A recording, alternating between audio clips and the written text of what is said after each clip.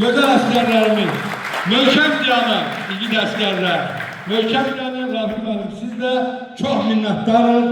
Yüksək səviyyədə, yəni bu administrasiyada baxacaq, cənab prezidentimiz də doğrudan da daima sizlərin yanındayıq. Sizlərdən də arxayın ki, sizlər də şəhərlərləri qazib etməyədir, imkansız xalqın yanındasınız. Sağ olun.